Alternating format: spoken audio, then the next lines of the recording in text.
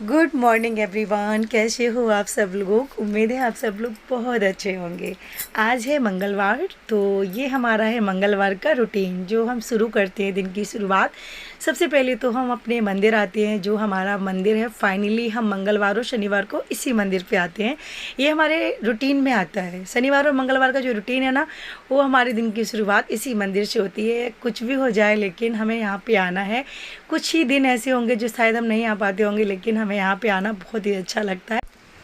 और ये मंदिर अभी बना है, महाशिवरात्रि थी जिस दिन, उसी दिन यहाँ का उद्घाटन हुआ था। ये साइड में एक्स्ट्रा जगह थी, तो यहाँ पे काम चालू था काफ़ी दिनों से, लेकिन इसका जो उद्घाटन है वो महाशिवरात्रि के दिन हुआ था। एक्स्ट्रा जगह थी तो पंडित जी ने बनवाना शुरू किया था। काफ़ी दिनों से काम चल रहा था। और पूजा करने के बाद अभी हम यहाँ पे आए हैं। देखो ऊपर कबूतर खाना बना हुआ है, तो सुबह शाम कबूतर छोड़े जाते हैं यहाँ पे।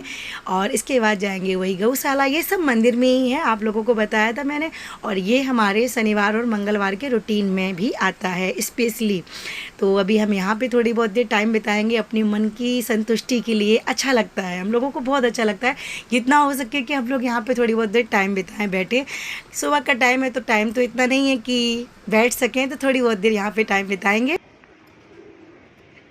आए और गौशाला ना आए तो सुकून नहीं मिलता मुझे।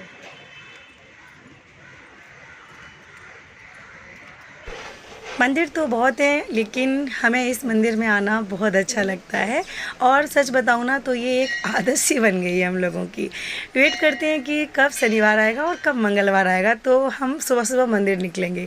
और मंदिर में दर्शन करने के बाद जो हमें यहाँ पे गौशाला और जो कबूतर वगैरह का जो मिलता है ना, जो सुकून मिलता है, जो हम अपनी श्रद्धा से थोड़ा बहुत जो कर पाते हैं वो करते हैं। वैसे तो कभी नहीं बताना चाहिए ये सब चीज़ों को, लेकिन ऐसे ही मैं रूटीन शेयर कर रही तो मेरे मुंह से निकल गया है। और अच्छा लगने लगा है ये सब यहाँ पे आना, इनके पास थोड़ा सा टाइम बिताना सच में बहुत अच्छा लगता है। तो आज मैंने आप लोगों के साथ मंगलवार का रूटीन शेयर किया, और किसी दिन होगा तो मैं मंगलवार का सुबह से लेकर शाम तक का रूटीन भी शेयर करूँगी।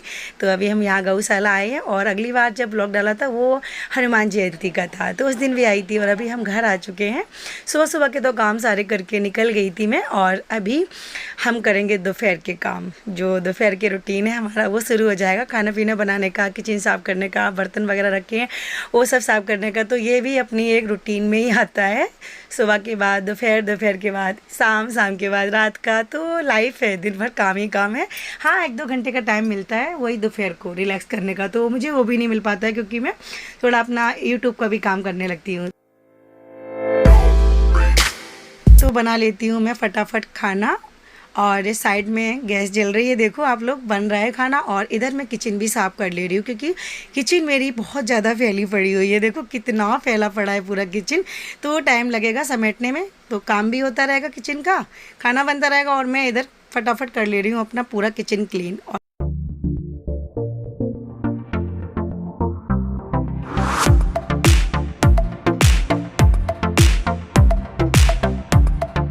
तो आधे से ज़्यादा किचन तो मेरी क्लीन हो चुकी है, और थोड़ी सी बची है वो भी कर ले रही हूँ। तो सारी किचन हो गई क्लीन, बर्तन भी धो के रख दिए। और ये मैंने गुड़ पलटी किया है, कांच का जो कंटर रखा था खाली उसको धो के मैंने पोंछा, उसी में मैंने कर दिया गुड़ पलटी।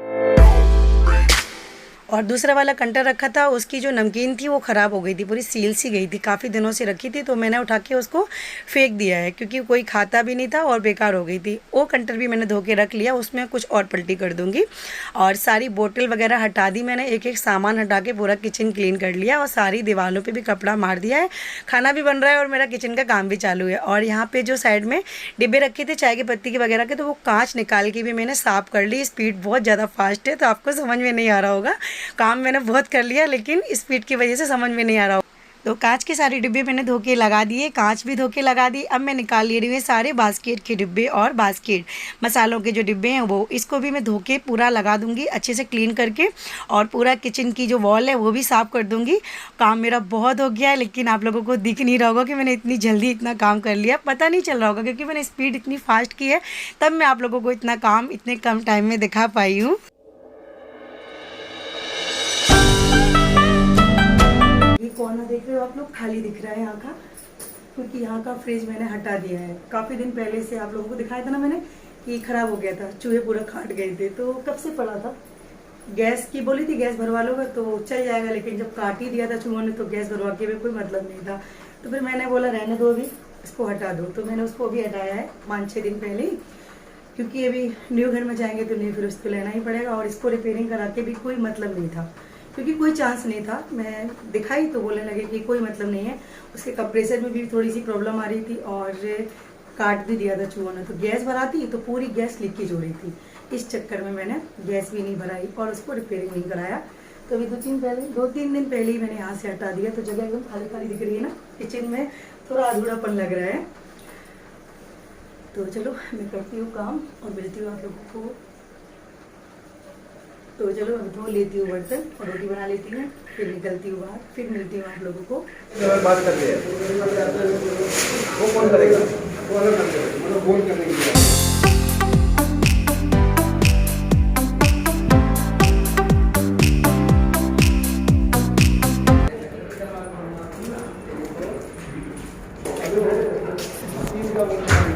और अभी हम लोग आए हैं अपने फ्लैट पे, जहाँ पे है फर्नीचर का काम चालू। तो यह हमारा डेली का आना जाना है, तो वही देखने आए हैं कि कितना हुआ कितना नहीं हुआ। तो फर्नीचर का काम हो चुका है शुरू, 3-4 दिन हो चुके हैं शुरू हुए, लेकिन मैंने ब्लॉग नहीं बनाया। सोचा आज से शुरुआत कर देती हूँ आप लोगों को फर्नीचर के ब्लॉग दिखाने का। बोला भी था कि मैं शेयर करूँगी आप लोगों के साथ। तो देखो घर की हालत, और अभी तो हाल फिलहाल घर की ऐसी ही हालत रहने वाली है, क्योंकि अभी 4-5 दिन पहले से ही मैंने काम शुरू किया है फर्नीचर का। पहले जब आए थे तो एकदम क्लीन था लेकिन अभी तो काम शुरू हो गया है घर में, तो ऐसे ही रहने वाला है घर। अभी आती जाती रहूँगी और आप लोगों के साथ यहाँ के ब्लॉग भी शेयर करती रहूँगी, कितना काम हुआ कितना बाकी है। तो कंटिन्यू ब्लॉगिंग करने वाली हूँ मैं।